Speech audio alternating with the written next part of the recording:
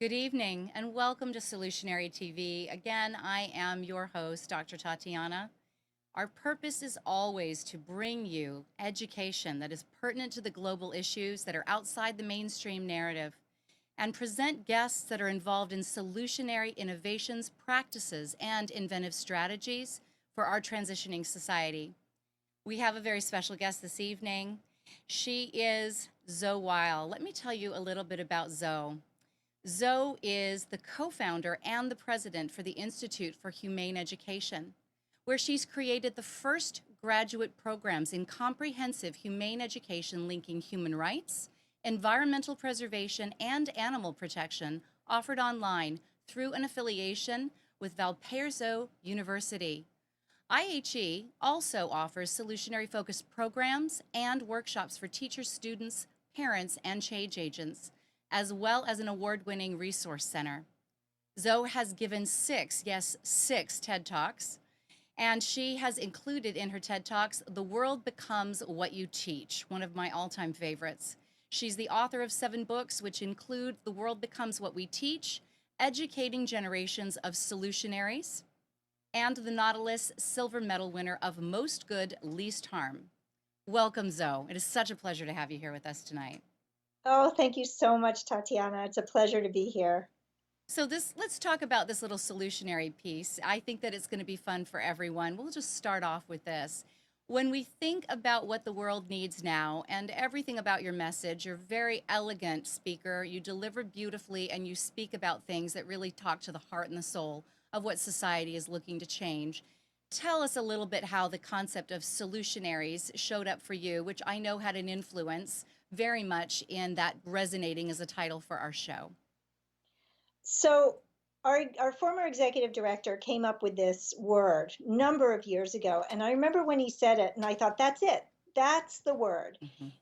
That's the word that will really describe where it is we need to move, how it is that we need to approach the challenges that we face in the world. We have such a tendency to take sides and to argue every issue in an either or way instead of thinking about all of the complex systems that create the problems to begin with, and then having people work together to come up with solutions. Yeah. So we use this word to describe what we're trying to do in education, which is to educate, as you said, generations of solutionaries. So young people will grow up without this either or mindset, without this fighting mindset, but rather with a mindset of, well, I have the skills, the research skills, the critical thinking skills, the strategic thinking skills, the systems thinking skills, and the creativity to solve these problems together with my peers and my mentors and people across the globe. We can do this together. Wow. And that sounds so fabulous, because really what you're saying is you're teaching them not only to have the skills that very often get drowned out through our various education systems and our societies where we're just kind of expected to accept things hook, line, and sinker. You're also teaching them inclusiveness. You're teaching them to build bridges of communication so that they can see more clearly and be able to align with the values of others so that we get more of a collaborative rather than this adversarial type of relationship in these change agents, correct? Exactly. And I'm glad that you brought up inclusiveness, because when we think of the term solutionary, so a solutionary isn't just somebody who solves problems. You can be a problem solver without being a solutionary. For us, a solutionary goes deeper. So to come up with a truly solutionary solution, that solution can't harm people, animals, or the environment. It Right. has to be that inclusive. And that's an unusual way to think. Usually, when we think about problems, they're siloed. So we have to solve this problem of poverty, or we have to solve this problem of climate change, or we have to solve this problem of um, runoff into the Gulf of Mexico that's causing dead zones. And we don't see all of these things as connected. Mm-hmm. And so sometimes when we seek to solve one problem, for example, when we've sought to solve the problem of hunger, Mm-hmm. we have created industrialized agricultural systems which are highly polluting. In the case of animal agriculture, they are intensive and incredibly cruel, and in addition to being incredibly polluting and also resource intensive. Mm-hmm. And so we're not seeing these things as connected. And so when we don't see things as connected, we tend to solve one problem while exacerbating others. But Yes. solutionaries don't do that. And teaching young people to be solutionaries is so exciting because when they understand these systemic connections and when they have this mindset and also the habits of both mind and heart. So when Mm-hmm. their compassion is cultivated and fostered and what they care about can be nurtured and they can actually work to solve problems that they care about, when all of that comes together and they work collaboratively with others, just incredible things happen. Oh, absolutely. You can see how that would take place because you actually have a lot of individuals that are passionate about what they are seeing they can contribute rather than dealing with the apathy of I'm just one person, I don't have enough power, I don't know where to start. And you talk about that in your TED Talks. I even want to draw attention to one example you gave was, you were visiting with or running through a drive-through in a car with an individual that had just grabbed something quickly from one of the fast food restaurants, and you had said she'd said to you, Zoe, I don't want to hear it. Don't tell me. I don't want to know. I think was exactly what you had Yeah. mentioned she'd say. And I know that in the generations outside of the millennials and these rising, youth in our various education systems, a lot of the adults are not apathetic, but they're almost resistant to knowing more because they feel like they have already hit their bandwidth on where they've strategized to stay in alignment with their morals, with their family, or with their religious institutions, or within their political party. Everyone's feeling kind of thin. But you did such a beautiful job of pointing out to educate yourself and to know what is going on with that actually is liberating, isn't it? It liberates them to make better choices. And then if they're willing to look, part of your programs, part of what we're here to do is to actually show the public there really are innovative, boots on the ground, tried and true, demonstratable solutions to eating better, educating better, working with people without having to draw such strong lines between ourselves and them, being more inclusive. Right. And a part of why I love working with youth and have focused our work on youth. I mean, we educate educators, we've focused on training the trainers, the teachers, and providing professional development for them. But it's really focused on ensuring that young people have the knowledge and the tools and the motivation, of course, to be these solutionaries. And the reason for that is because young people, they haven't um, they haven't gotten stuck in habits yet. They're still Mm-hmm. questioning, they're still open Mm-hmm. to discovering who they are, what their values really are, and how do they live in alignment. And Mm-hmm. I think that the more we get entrenched in our habits, the easier it is to say, don't tell me, I don't want to know, because we don't want to change. And nor do we want to live out of alignment Mm-hmm. with our values. I mean, it does not feel good to allow your desires to eclipse your values. We all do it. We do it all the time. But Mm-hmm. it doesn't really feel good because it's not living with integrity. But when you're young and you haven't, set down those patterns, Mm-hmm. it's easier to Mm-hmm. question and to be open to discovering who you want to be, how you want to behave in the world, Right. choices you want. And when you're addressing youth, I think you've really brought up something beautiful. If you can get them into that critical thinking and that really authentic inquiry at a young age with the kind of enthusiasm that you have attached to the delivery, then they're not going to be as likely to be apathetic or resistant to the information because they realize you're already giving them the tools to think about it before they have made it a habit, right? Before they've gone Yeah. down the road of sourcing a jacket that might have had dog fur on it, and they're horrified to know that they've already bought it. But you give them the chance to maybe, I know that's an extreme example, but it's a common one. What we don't know and that we've already made a habit is a harder thing to get rid of. You're doing them a tremendous favor by giving them the thinking skills before something's become hard and fast in their day to day. Yes, absolutely. And, I've been a humane educator teaching about the interconnected issues of human rights and animal protection and environmental preservation for a long time, around 30 years now. Mm-hmm. And things are changing in ways that are both incredibly exciting, but also worrisome. Mm-hmm. And I want to tell you a couple of stories related to that. Um, so a few years ago, I was invited to speak to middle school students at a school in Connecticut. And I was first speaking to the fifth and sixth graders. And I asked them to tell me what they thought were the biggest problems in the world. And on a whiteboard, I wrote down everything they told me until we filled that whiteboard with problems that adults have told me, older students have told me, many, many people have told me the same problems. And one boy, and remember, these are fifth and sixth graders, one boy said sex trafficking. So Wow. these kids knew about all these problems. Now, 20, 30 years ago, when I started doing this work, a 10 or 11-year-old was not as acutely aware of all of these challenges in the world. And they did not know about these problems because they were being taught about them in school. They just knew about them because this is their world. They are what's called digital natives. They live in the internet world, so they know a lot more. So I asked them to raise their hands if they could imagine us solving the problems that they'd named.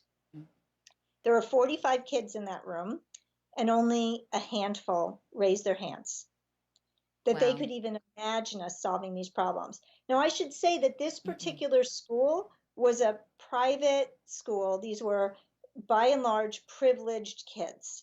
And that's important because I could imagine if you listed, these things in the world and you were already disenfranchised and underprivileged, you might say that. But when you have a lot of privileges already and you still don't think these problems can be solved, that's even more worrisome. Mm-hmm. So I had to change up what I was doing. So I invited the students to close their eyes and I did a guided visualization with them in which I asked them to imagine themselves very old and at the end of a very long life. And I asked them to picture themselves sitting on a park bench on a beautiful day, and the air was clean, and the birds were singing, and the waterways around them were clean, and there hadn't been a war in decades. And nobody went to bed hungry because they had no choice. And that even though it wasn't a perfect world, we had learned to treat each other and other species with respect and compassion. So I painted this picture, and then I invited them to imagine a child coming up and joining them on the park bench. And I told them that the child had been studying history in school and learning about darker times, times they lived through. And then the child asked them all these questions about those times. And then the child asked this final question: what role did you play in helping to bring about this better world? What did you do? So I gave them a few moments to reflect upon that, and then while they still had their eyes closed, I asked them to raise their hands if now they could imagine us solving the problems that they listed on that whiteboard. And this time, 40 hands went up in the air. Mm-hmm.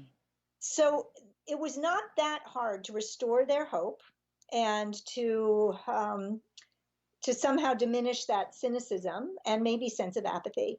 And I Mm-hmm. think part of that is because these were by and large privileged kids. So they, that visualization worked and it worked quickly. Wow. So fast forward 4 years, and last October I was keynoting a international teachers conference in Guadalajara, Mexico. And the day before the conference began, I was invited to visit the American School of Guadalajara, which is a private school that was hosting this conference.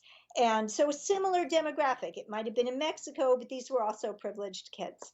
And so I was invited to come and visit the fifth graders and then to speak to them.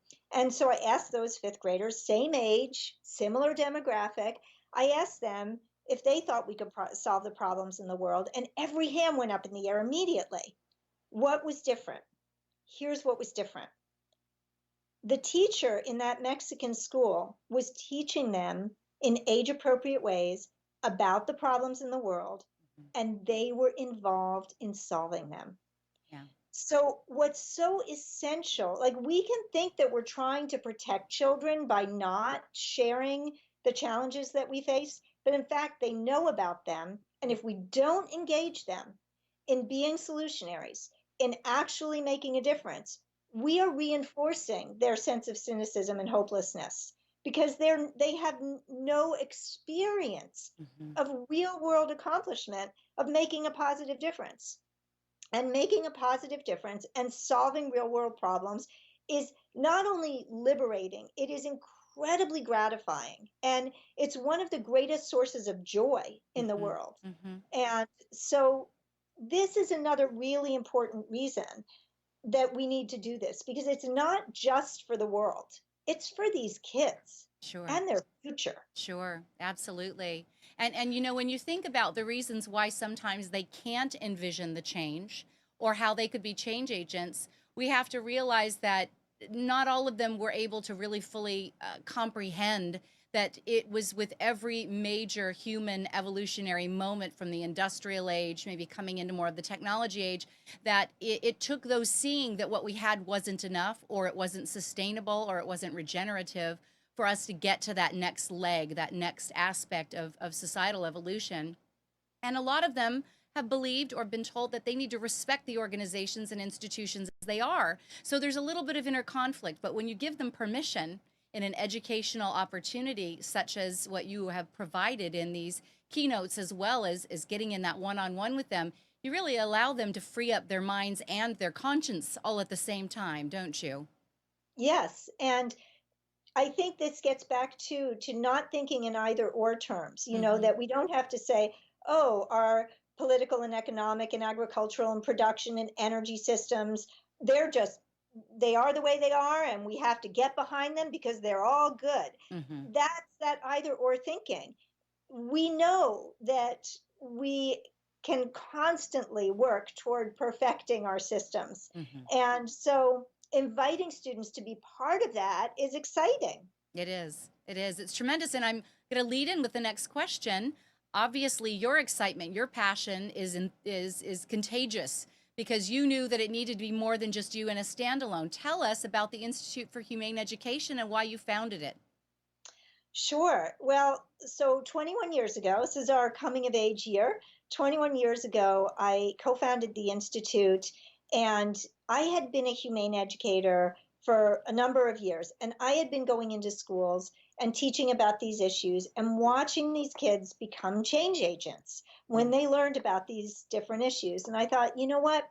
This needs to not be just visiting humane educators going in and delivering free presentations. I worked for a nonprofit organization, and they are the ones who paid my salary and funded these programs. But we needed this to be integrated into the schools. We needed every teacher to be a humane educator, essentially, bringing these issues right into their curriculum. So in 1996, when I co-founded the Institute, it was to do three things. It was to train people to be humane educators, to advance this idea, this concept, this field, and then to bring humane education to students. And for many, many years, we focused on the first two. So we created the first graduate programs in humane education in the United States, and we currently offer three graduate programs: a Master of Education, a Master of Arts, and a graduate certificate program through Valparaiso University, and it's offered online. And then we also have a PhD affiliation with a separate university, Saybrook University.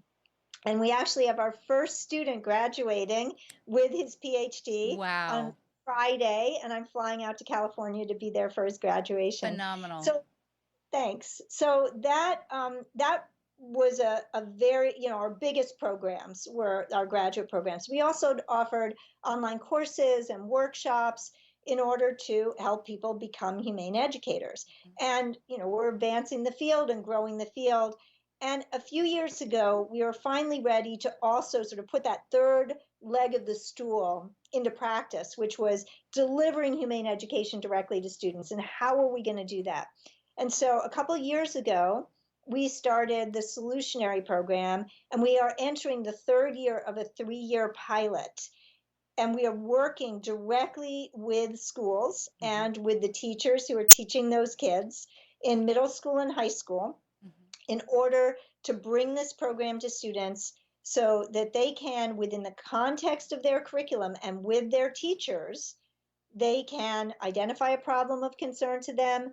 They can research thoroughly the systems that contribute to that problem and what's been done so far. They can work with mentors and experts in the community, devise a solution.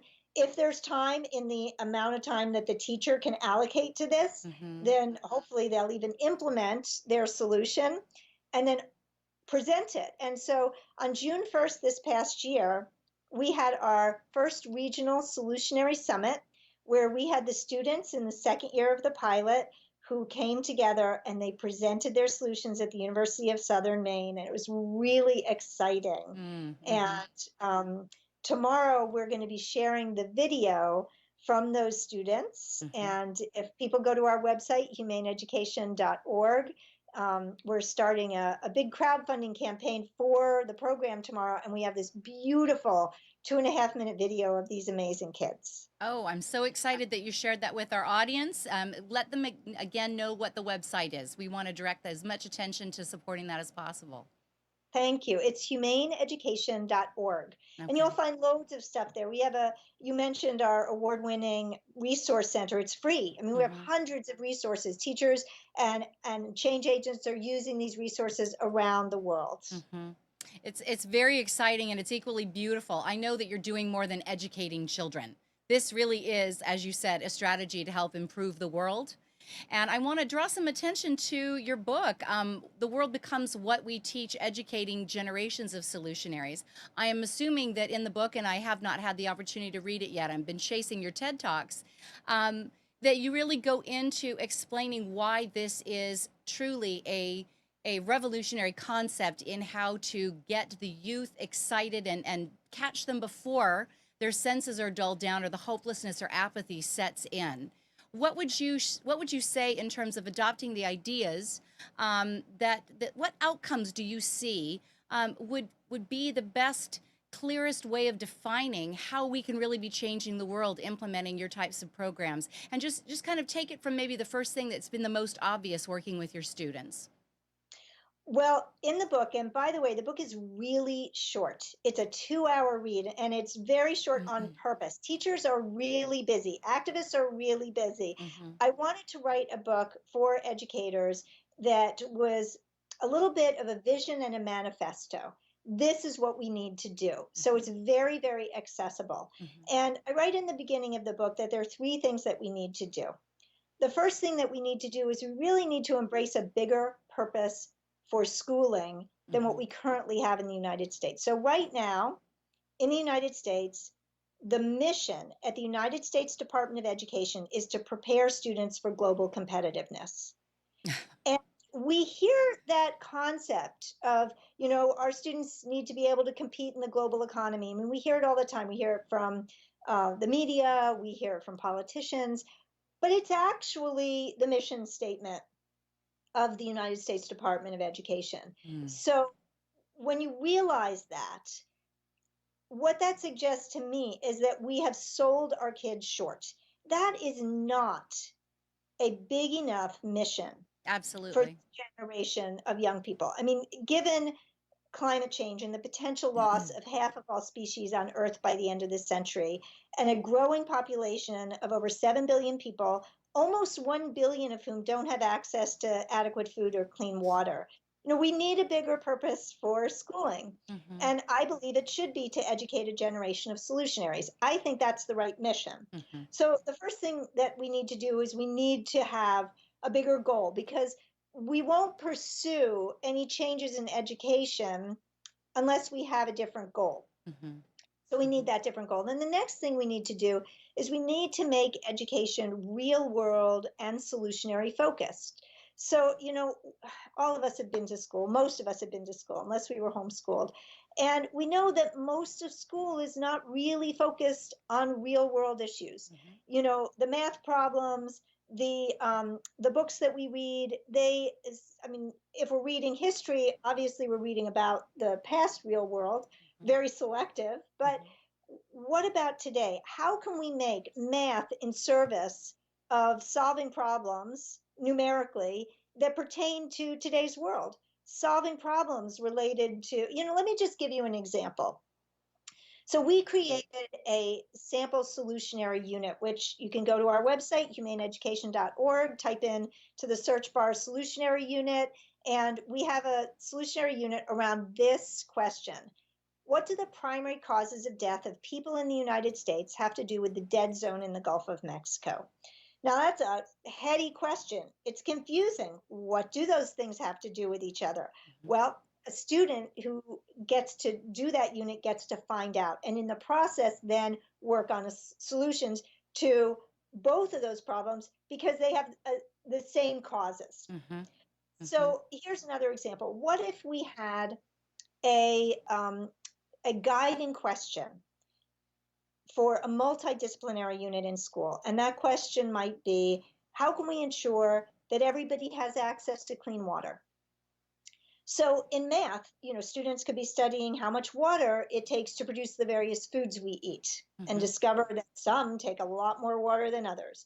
In science, students might learn about what causes desertification or the depletion of aquifers, or where's all the fresh water gone, given that we live in a closed ecological system. In social studies, students could be exploring questions like, should everybody have access to clean water, and why is water being privatized, and what's happening in Flint, Michigan right now, or at the Standing Rock Reservation? Really real world pertinent issues. And then the students could work together to solve a water issue. So that's what I mean by real world and solutions focused. And then finally, the third thing that we need to do is we need to prepare students to educate solutionaries, because teachers are not, I'm sorry, we need to prepare teachers. Teachers are not themselves, they have never been taught how to be a solutionary. They, in their training, aren't taught, how do I prepare my students to be solutionaries? So we need to do that. So all those things we're addressing at the Institute for Humane Education, because to us, education is the root system that underlies all other systems. So if we want to be able to transform our energy system and our transportation system and our agricultural system and our production system and all these various systems, our criminal justice system, if we want to be able to transform them, we need to understand that the system that underlies everything is education. And until we have solutionaries who have been educated to think in this way, it will be harder to solve all of these problems and create more just and sustainable and healthy systems. Oh, unquestionably. Unquestionably. And you really hit on an underlying issue. If the charter for our education system starts off from a very competitive concept of duality, we really aren't working in a sustainable model. And there's so much discussion about what is sustainable. We know that every topic that you have touched on has demonstrated that it isn't sustainable. It hasn't been managed well. It is polluting, the world. It's not enough for the right people. We haven't gotten a really good handle on what is available in given geography, so it's not a one size fit all. But equally, we have to be looking at the globe as a home for everyone and everyone's needs needing to be met, or sooner or later, it's not only not sustainable, it can't graduate to being the regenerative concept that your solutionaries are really aiming for. Right. Yeah, I would love to know how these educators that can get more information and learn about either your online course or coming to your university, how would you best direct them? Because we want to make sure that the educators that are passionate about delivering solutionary concepts and being able to do the best that they can, given the limitations of what they're allowed as educators in their various public or privatized systems, how can they go about getting involved directly with you and with your people? So again, go to our website, humaneeducation.org, immediately get on our mailing list, and then you'll get our e-news. We never sell or trade our mailing list, so it won't get you spam from somewhere else. And so then you can look on our website's really well organized. You can find our online courses and workshops and the Solutionary program. You can find information. That Solutionary program, as I said, we are going into the third year of a 3-year pilot. So a year from now, we will be providing this program to a much wider audience. We have been testing it, refining it, working with public school teachers, and the Solutionary program is simpler to incorporate into a private school, or into an after school program, or something that isn't as rigid as the standard public school curriculum, which is why we have been testing it and working with public school teachers who are incorporating the Solutionary program right into their middle school and high school curricula. Okay. Because if you can do it there, you can do it anywhere. So for teachers who are listening, we want to make this work for you. We know what's on your plate, and God bless you. You know, I remember many years ago, when I was in college, I was dating a medical student, and he said to me one day that he thought that being a physician was the most noble profession.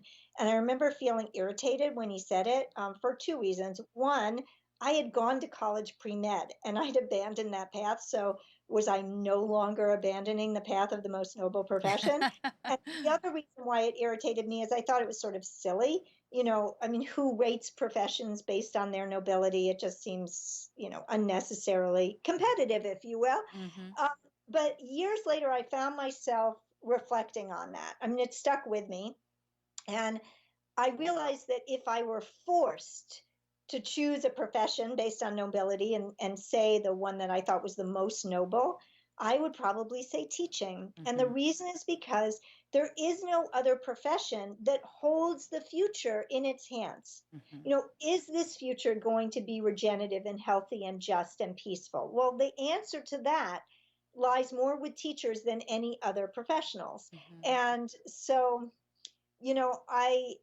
I bring that up just to say that I have tremendous admiration for teachers, and we don't want our Solutionary program or these concepts or ideas to be one more add-on, one more thing teachers have to do, one more burdensome requirement. Not at all. The whole idea of this is to enliven your curriculum, enliven your own sense of your calling to be a teacher, because when you get to do this work, and the teachers who have been working with us in the pilot, they are finding it incredibly exciting to have their students be so engaged, so enthusiastic, and it feeds on itself. And so we want to work with teachers, and we are working with teachers in the development of a guidebook and webinars and professional development summer institutes, online courses. So all of that's being developed now for next year. So you can find out about it on our website, but wait 1 year and it will be available to more and more teachers. And, if people are interested in our graduate program, we have 3 entry points for the 3 semesters of the year, and just go online and read about it. It's pretty exciting. People describe when they find our graduate program, they say, I can't believe this exists. That they get to study the interconnections between social justice and the environment and animal protection and culture and change making in the context of teaching about these issues to other people. And that's really exciting. Oh, well, that's what you've done. You've liberated the educator to bring their moral prerogatives and their sense of internal personal passions that maybe had been scripted out of academia, and you let them show up more fully as themselves. And I think that has to reignite for them what drove them to be educators to begin with, right? You let them really show up more fully as themselves. We know we have these problems in corporate. We know we have these problems in other areas of economy and industry. Teachers should be able to come with a full voice and be able to get as excited and as passionate about the topics that they know that their youth, that they have such a huge responsibility and such a big sway over, to really be able to give them a lot of dimensionality to their education. And I would like for, if you would, to indulge our listeners in one of your TED Talks. You talk to a group of students, and I'm not going to tell the story, I really want you to, about what is the actual or the real cost, to fix my terms for me, Zoe, of a t-shirt that you're holding up that I think was bought at one of those big box superstores, and how you engage them in understanding how that was created from start to finish with the seed and the cotton all the way through. I want people to get a feel for what your educators are going to have the opportunity to do in terms of really turning the lights on for students. Tell us a little bit about that story. It's a good one. Sure. So the activity is called True Price. And again, it's available on our website, free and downloadable. So if you go to our website, type in True Price. And in True Price, you can take any object. In the TEDx talk that I gave, I used a t-shirt. And but you can do any object. It could be a food item, it could be bottled water, it could be an electronic device. And then you ask some questions about that object. So what are the effects of this item on people, on other species, on animals, and on the environment, both positive and negative? What are the, so just, doing some research to ascertain that. And the next question is, what are the systems that perpetuate this product? And then what would an alternative be that does more good and less harm? And then finally, if there isn't an alternative, because sometimes there isn't, like for example, if you're looking at a cell phone and you're thinking what could be an alternative that does more good and less harm, but you still need a cell phone, there are not a lot of great electronic devices that don't have toxic chemicals in the process of producing them, that are produced in ways that are really truly fair trade, and that are built to last and don't wind up in a landfill, in a couple of years. So we don't have great alternatives for that. But we do have a great alternative for certain clothing, or a fast food cheeseburger. We have a great alternative for that does more good and less harm. So when we don't have alternatives, we can ask what systems would need to change. And so True Price is this really powerful activity for examining our everyday choices. And it could seem, well, like that's a lot of work to, look at my choices and examine everything I use and eat and wear and do. But the thing about going on this journey is it's really interesting. So if you were to take, your, just an article of clothing, and you were to look at the label to discover information about it, you're not going to find out very much. You're going to find out what it's made of, how to launder it, and where it was produced. So you have to dig pretty deep. And then you have to, really research, okay, if it's made out of cotton, what is the cotton industry like? If it's made out of, some sort of rayon, what is that industry like? And so you dive into the internet and you learn so much. And in that process of learning, you are able to make choices that you didn't have before, because now you can make choices based on information. So, it's pretty powerful. I have been, I'm always evolving the activities that I do, and I've been evolving the True Price activity to lead more towards solutionary thinking. And so now, the way I sometimes do this activity that's different is I make the activity problem based. So it could be the problem of cruelty in animal agriculture, for example. Rather than taking the fast food cheeseburger, I could say we have a problem of cruelty in animal agriculture. And then I'll put that problem as a statement on maybe a whiteboard and invite people to tell me what are the systems that contribute to that problem. And then we write the systems down around it. And, the system would, that would include our economic system and our media and advertising system and our educational system and our healthcare system and our political system and the farm bill and our transportation and energy system and our subsidies for all of these. We subsidize the cheeseburger to such a degree that instead of costing $20, if we had to actually pay for everything involved in it, it costs 99 cents. You can barely get an organic apple off a tree for 99 cents. How is that possible? So true, right. Fascinating questions arise. And then when you get all these systems, you get subsystems like the subsidies under our political system and our energy system. And then you start making connections. So when I ask students, okay, which one of these systems is connected to another system? And somebody will say, well, our economic system is connected to our political system. And somebody else will say, well, our healthcare system is connected to our education system. And somebody will say, oh, well, our media system is connected to our economic system. And suddenly somebody in the room will say, they're all connected, which is Yes. all true. And Yes. so then the next question becomes, who benefits from cruelty in our agricultural system? Who benefits from that? So we ask that. You have to know who benefits, because if you're not thinking about who benefits, when you come up with your solution, you don't want to be fighting somebody. You want to make sure people still benefit. So, and who is harmed? So obviously the animals are harmed, but we find out that the environment is harmed. We find out that people's health is harmed. There's so many harms. And so the next question, and this is where we really have to spend a lot of time, is what are the leverage points? What are the systems where there are leverage points, where if we made a shift here, it could have cascading effects in all these other systems? And then ultimately, when you've done this work, and this isn't work that you do in a 45-minute activity, but the activity can get you thinking in this way to go on that journey, then you can devise a solution. Wow. And so that becoming a solutionary is also on our website, humaneeducation.org, in the resource center, and you can find both True Price and you can find Becoming a Solutionary and many others.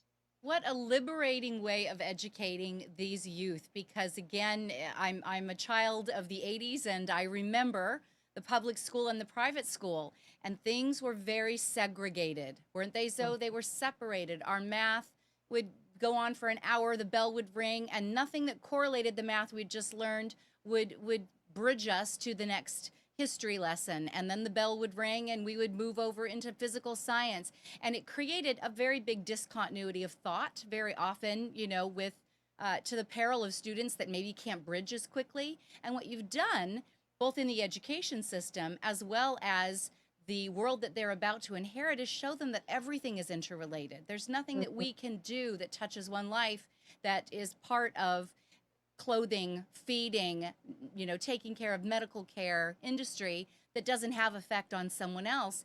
And then we move into not having necessarily to fix everything right away, but to see that it should be regenerative, and the moral fortitude is immediately there to say, this will even come back to me. It even helps the selfish thinkers. Sooner or later, this will have an impact on how I need to care for those that can't get the jobs because of the way that the institutions are set up, or that the food is not going to be as healthy for my body. But it shows that there is no away and there is no separate.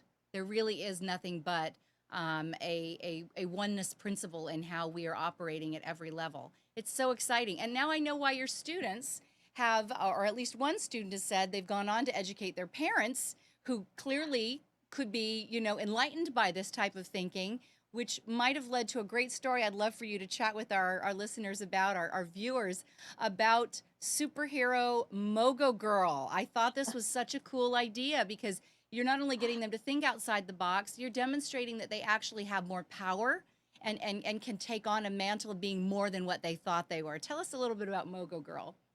Sure. Well, before I do, I just want to say about this this one letter I got from a student. So I taught a week-long humane education course in an 8th grade class just in the mornings, and I got letters after and thanking me for coming. And this one girl had written that it was the most inspiring week of her life, and she was teaching her parents, which was great.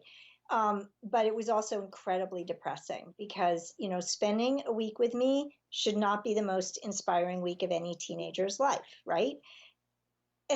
Every week in school should be inspiring. That's the point.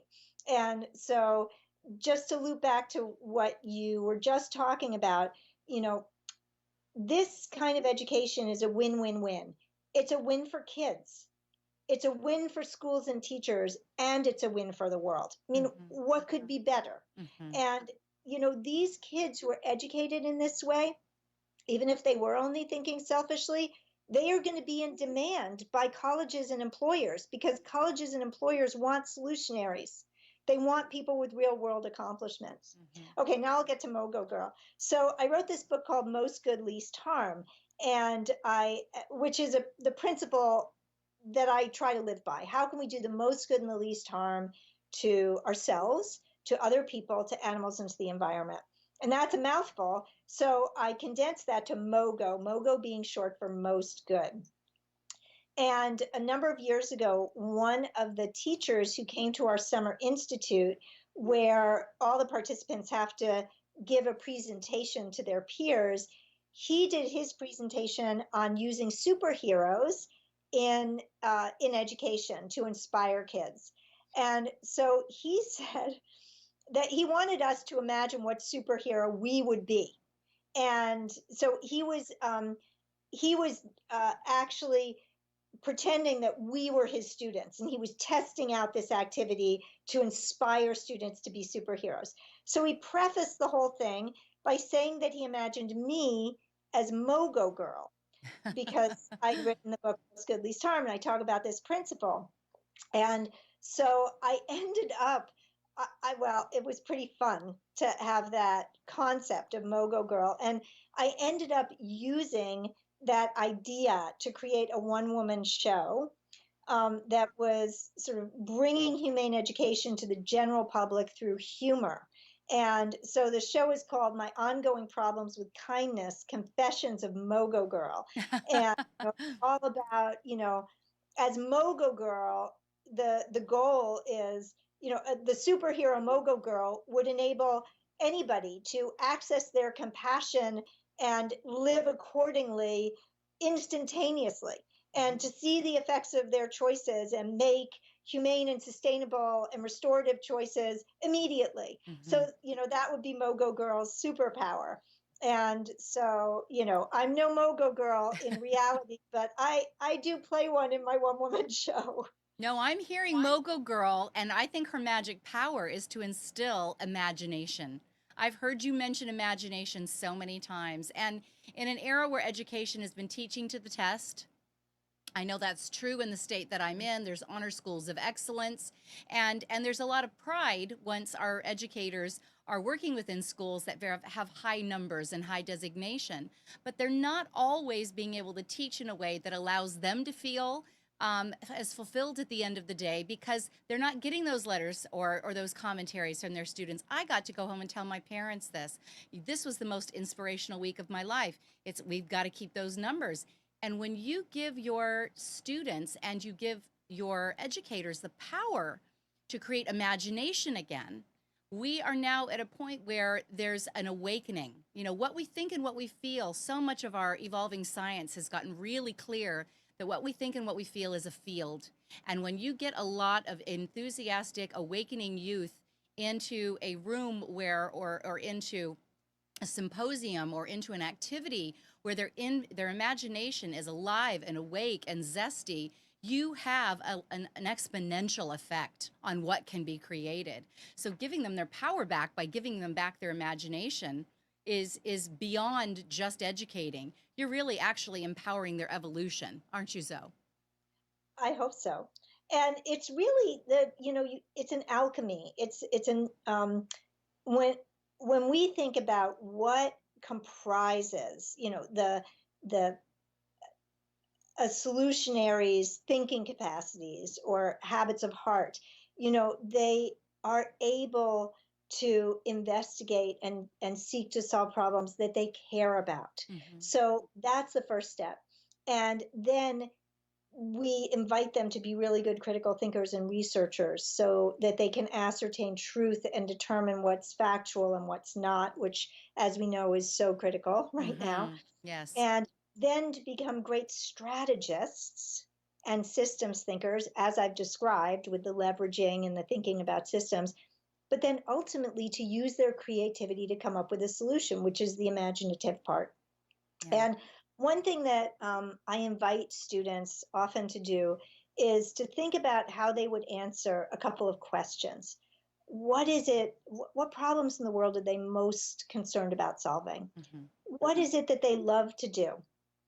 What are they good at? You know, when they're young, they don't know yet all the things that they're good at, but I invite them to think about what they're good at in a very broad way. So not just like, am I good at math or science or writing or um, you know, sports, but am I a good listener? Mm-hmm. Am I a good artist? Am I good at paying attention to details and to nature? Am I good at communicating with people in a way that's positive Mm-hmm. and diplomatic? You know, there are all these different skills that we have, these things we're good at. So then when we put those things together, what I'm good at, what I love to do, and what I care about, and we find that sweet spot where the answers to those questions meet, well, then we're on the road to our life's work. Exactly. And that, And better than a Myers-Briggs any day of the week. You yeah, actually you empowered them to be authentic for what their passions are in the moment they're in, rather than sometimes the education that they might have started with. We have so many college students, as you know, Zoe, that start off with one particular trajectory for a major, and then what happens? You know, they find that whatever's going on in society, whatever's going on in various industries that may, you know, be titrating out of needing their particular skill sets, that they need to change focus. And so keeping that fresh and relevant keeps them very much mindful of where their current passions, where their energy's flowing, and where they're going to have the most fulfillment as an insertion point. yep. Where did your passion come from? I know we're kind of wrapping up on the hour. You have got such really contagious enthusiasm. There must have been a pivotal time when you realized the way it's working, the way I perceive it through this adult vision is not not a future I am interested in. Your view of sitting on that park bench motivated you to think differently about the future that you wanted to create. What was that key moment for you, Zoe? I wouldn't say that there was one key moment, but there was well, I mentioned that I went to college pre-med, and I went on quite a circuitous journey before I landed where I am as a humane educator. And I went to law school, I dropped out, I got a master's in English literature. I ended up going to divinity school to study world religions. And it was when I was in divinity school and I was looking for a summer job in Philadelphia, where my then boyfriend, now husband, was, and I found this program that was offered at the University of Pennsylvania that was offering week-long courses to middle school students. So, given this circuitous background, I had a little bit of knowledge about a lot of things. So I pitched a whole bunch of courses, and the director said yes to them. And one of them, well, three of them ran. That she must have been saying yes to a lot of people because there were 60 courses offered that summer and there weren't nearly enough kids to fill them. Mm-hmm. So three of my courses ran, and one was environmental issues, one was creative writing, and one was animal issues. And the animal issues course was the second most popular of the 60 that were offered that summer. And if you're curious about what was number one, it was robotics. And I'm a big Star Trek fan, so that was okay with me. Me too. But the animal issues course was really popular. And so what happened in that course is I had these students from 9 to 5, Monday through Friday, and they came in on Monday as a group of seventh and eighth graders, and by Friday they were different. And that transformation for one student happened literally overnight. So in the middle of the week, I talked about product testing on animals, in which everything from soap and oven cleaner and makeup is squeezed into the eyes of conscious rabbits, force fed to animals in quantities that kill, smeared onto their abraded skin. And he went home that night and he made his own homemade leaflets. And he came back to class the next day and he wanted to hand them out, not to his classmates, but on the street. So while the rest of us were having lunch, he was standing out on a Philadelphia street corner handing out his leaflets. You know, he'd become an activist Mm-hmm. overnight. Wow. That week-long course, it changed my life. I realized I can do this. I can be an educator who teaches about real world ethical issues that are important. Mm-hmm. And a number of years ago, I don't know, maybe about 8 years ago now, I was invited to speak at an event with Jane Goodall in New York City, which Mm-hmm. was a pretty big honor. Pretty And profound, yes. oh, it's pretty great. And one of the students in that first course I taught on animal issues, when he was 12 years old, he had gone on to work for the mayor of New York on HIV/AIDS issues, and he still does. So I knew he lived in New York City, and I hadn't seen him in 18 years. You know, it had been a long time since I'd seen him. We'd stayed in touch, but we hadn't seen each other. So I invited him to come to this event with Jane Goodall and myself, and he did. And after it was over, I was introducing him as David, who was in the first course I ever taught. And before I could even finish my sentence about him being in that first course, he interjected, "That course changed my life." Mm. Wow. So it changed his life and it changed my life. Mm-hmm. That is where I discovered, all the ways in which I was perceiving myself as a dilettante. They had just gotten me to this point. The field didn't really exist. Humane education as a concept existed. It was taught mostly by humane societies and mostly around pet care Mm-hmm. and responsible, dog and cat ownership. That's really what humane education was all about in for many decades. And so when I embraced this term humane education, it was with the understanding that this humane education, and the word humane literally means having what are considered the best qualities of human beings. So Mm-hmm. when you put those two things together and you think, well, humane education is education about people learning to identify and embrace and live according to the best qualities of human beings as they define that. Mm-hmm. That's pretty powerful stuff. And that goes far beyond dogs and cats.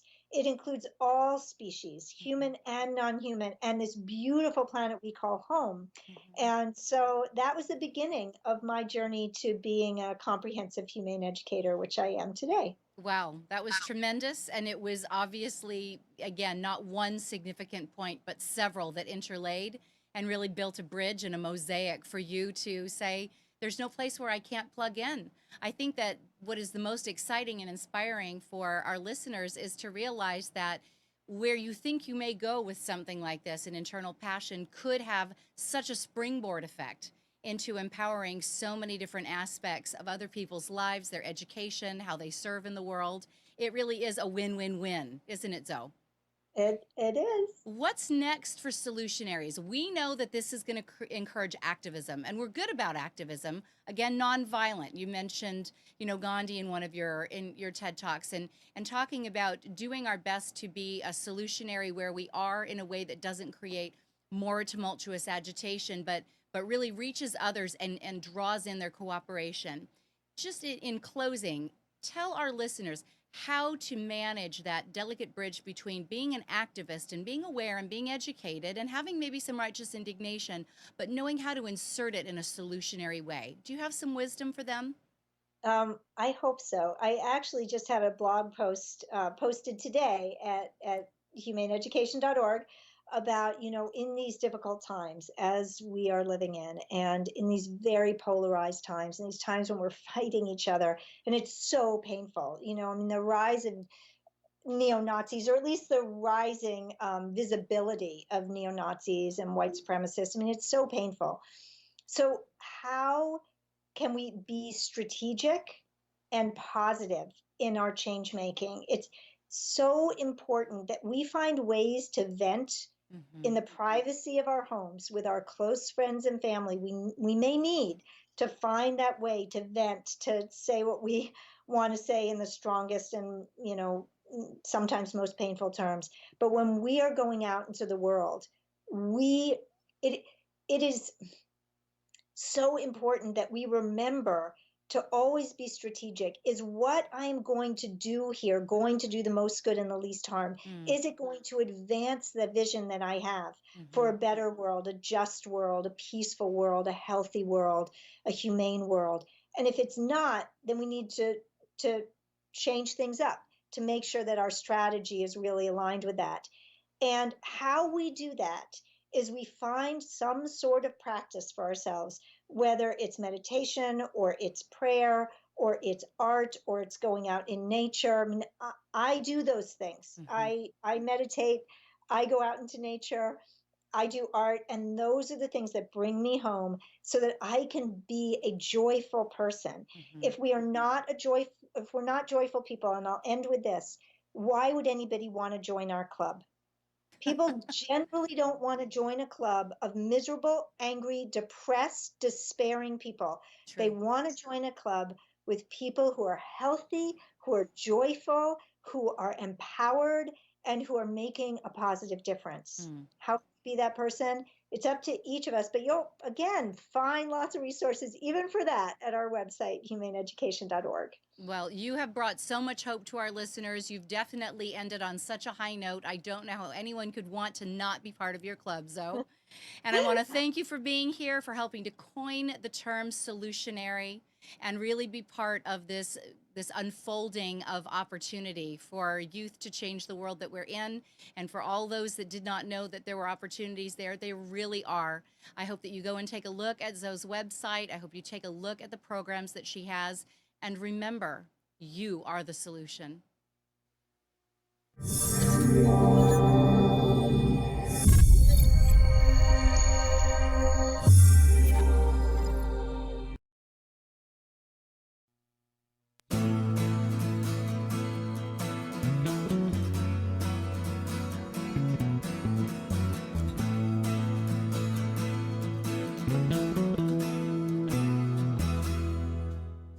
You are tuned to the Nissan Communications Network. If you tuned in too late, you can always watch each program in its entirety or download an MP3 audio file of it in the archives section at nissancommunications.com. Don't forget to subscribe to our YouTube channel, follow us on Twitter, and like us on Facebook. Sponsored by Telestream's Wirecast software, StreamingGear.com, Carolina Apparel, and DeltaForce.net.